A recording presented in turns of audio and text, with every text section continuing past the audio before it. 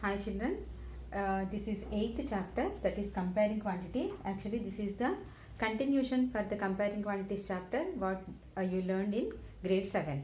Okay, in this chapter the main concepts what we are going to learn are ratios, percentages, increase or decrease percent, discounts, profit and loss, sales tax or VAT means value added tax. Actually now we are going to learn about GST also, goods and service tax, and here simple interest, compound interest. These are the main concepts we are going to learn. I think almost all the terms you know in this concept map except compound interest. Only that is the completely new topic for you. Remaining all the concepts already you know the introduction about these. Okay. Before getting into the chapter, first we need to know why we have to learn all these concepts.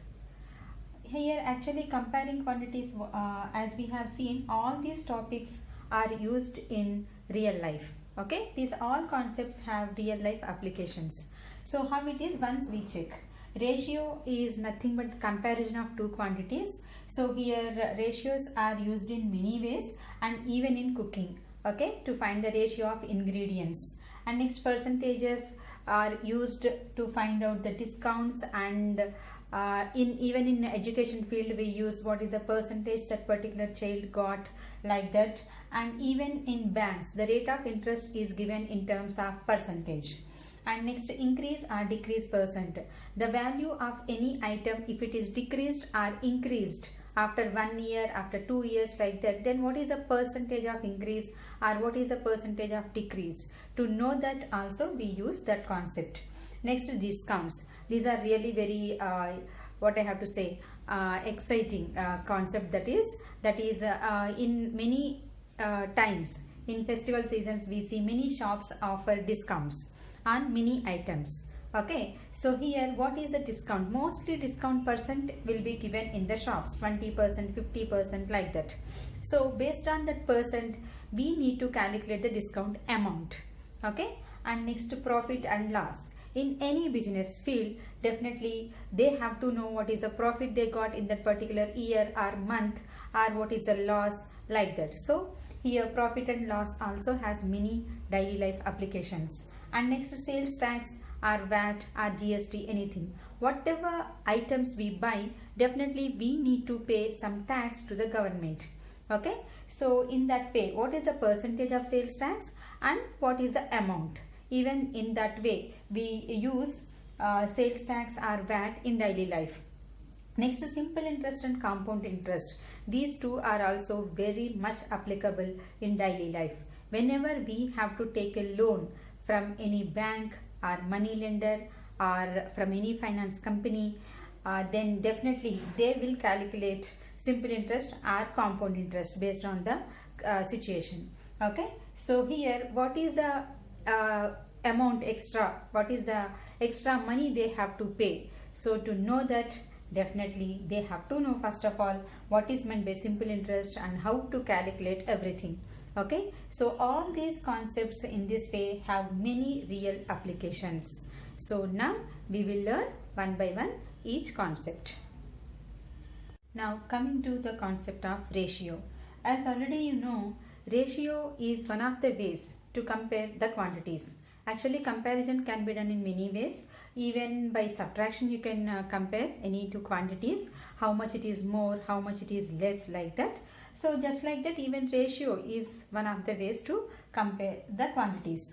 So ratio is nothing but comparison of quantities which are in the same units. Comparison, and that to ordered comparison we say. So here order is more important in the ratio. Suppose you want to tell about your age, the ratio of your age to your mother's age.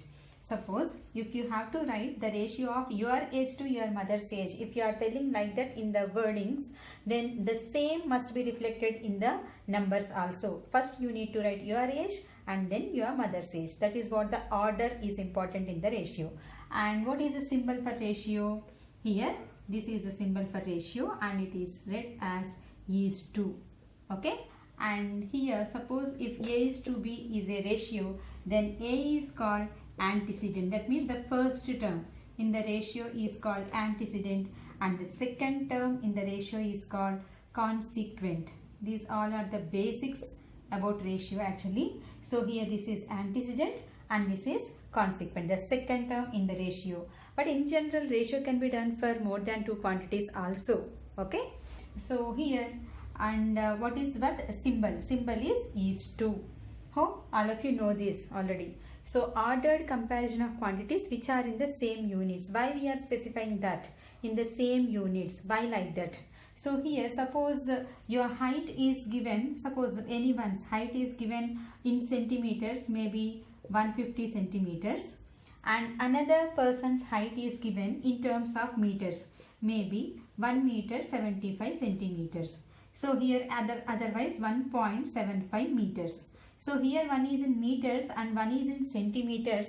So here actually we cannot compare the quantities like that. Okay, understood? So here one is in centimeters, one is in meters.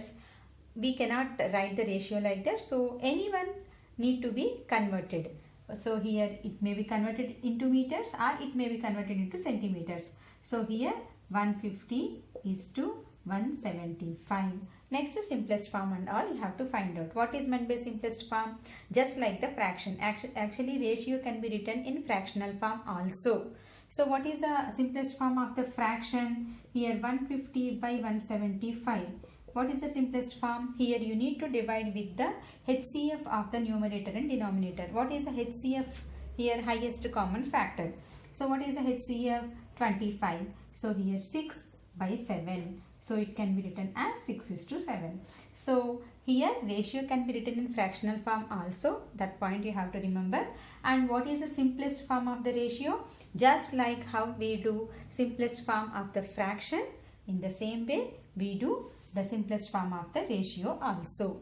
And here the order is important. Okay, understood? Next, coming to proportion. Even this concept already you know. Proportion means the equality of ratios. The equality of ratios. Actually equality of ratios, equal to symbol also we can use.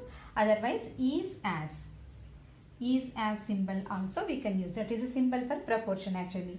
Suppose here 2:3 equal to 4:6. Here these two are equivalent ratios. Equivalent means equal. Okay.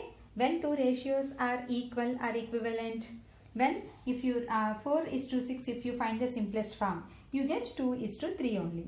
Just like equivalent fractions, by multiplying or dividing the numerator and denominator by the same number, you will get equivalent fractions. Just like that, even here the two terms in the ratio should be multiplied or divided by the same number. Then you will get equivalent ratios. So here equivalent ratios or equal ratios are said to be in proportion. So here how can you write 2:3 is as 4:6. Both are same. Here we are reading it as is as, here just equal to. Anything is same here. So equivalent ratios or equal ratios are said to be in proportion. Here one more thing. Here the middle two terms are called means and the ends are called extremes. Middle means, extremes end terms. So in any proportion, the product of means is equal to product of extremes. That is the principle of proportion. What is the principle of proportion? Product of means equal to product of extremes. If it happens, then only we say that those two ratios are in proportion. Otherwise we say they are not in proportion. So here once we check, what is the product of means? 3 into 4, that equal to 12. And what is the product of extremes? That is 2 into 6, that is also 12. So here both the products are equal. That's why we say that these two are in proportion. Even proportion is used in many ways. Even to find the distance, using map we can find the distance between any two cities. Okay, just for that what you need to do, in the map you have to find the distance between the two cities using scale, and then here in atlas for every map the scale will be given. If you observe, okay, 1 centimeter equal to 140 kilometers something, it will be written in the maps in atlas. So using that, you need to multiply. If the map distance in between the two cities is suppose 4 centimeters, then 4 into 140 kilometers will be the actual distance between the two cities. Actually, that is the concept of proportion. So here in 4 quantities, if any three quantities are known, then the fourth quantity we can find out. Suppose if it is A is to B equal to C is to D, if you write, then product of means equal to product of extremes. Then AD equal to BC. AD equal to BC. Okay. So using this, any one quantity, if it is not known, okay, if any one quantity is missing, then we can find out using this formula. What is that? Product of means equal to product of extremes. Okay. Coming to the next concept, that is percentage.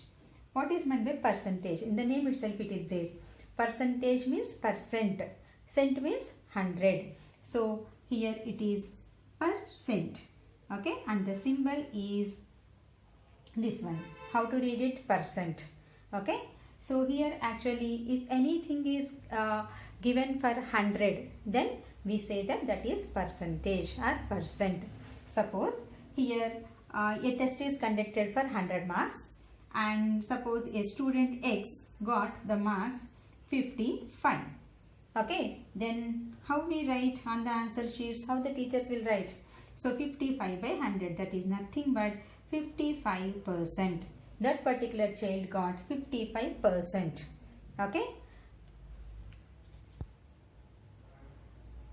Next, once we recall the conversions part also.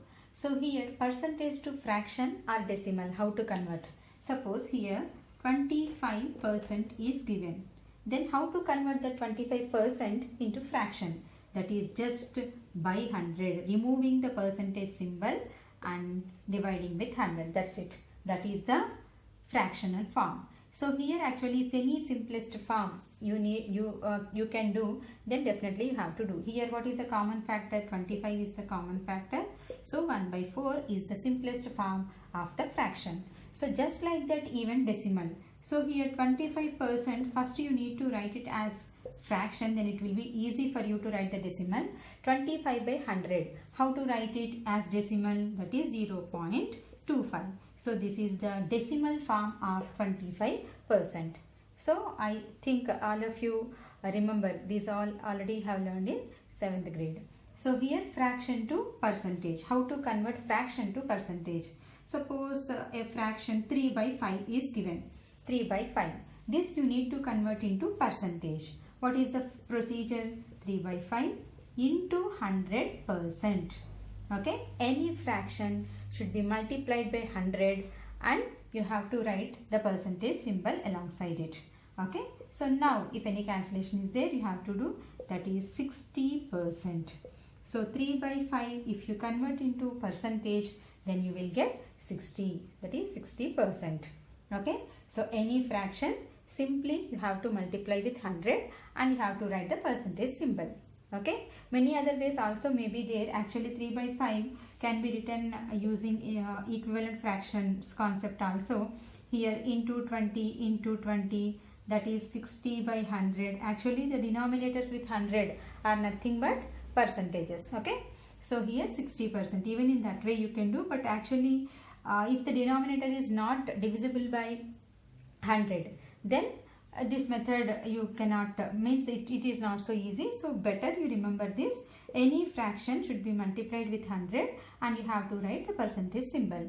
Then you will get the percentage. Okay. Next, decimal to percentage, how to do? Suppose here I got 3.8. Okay. Any decimal you can take. Here I got 3.8. First you need to convert it as fraction. To do easily, what we are doing is, first we are writing as fraction. 3.8 means what? 38 by 10. So here it can be multiplied by 10. Why we are doing like that? Denominator, if it is 100, easily you can write the percentage. That's what 380 by 100, that is 380%. Okay, like that we can do. Otherwise, one more example. Suppose if it is 4 by 5. Okay, means wait, decimal, no? First decimal, here I gave 0.45. That how to write? 45 by 100. No need to convert into simplest form. In this way only it will be easy, okay, to write the percentage, that is 45%. That's it. Understood? So this is the way to convert decimal to percentage. So I hope all of you understood these conversions. If all these concepts are clear for you, then easily you can do the next exercise sums. So in the next video, we are going to do 8.1 sums.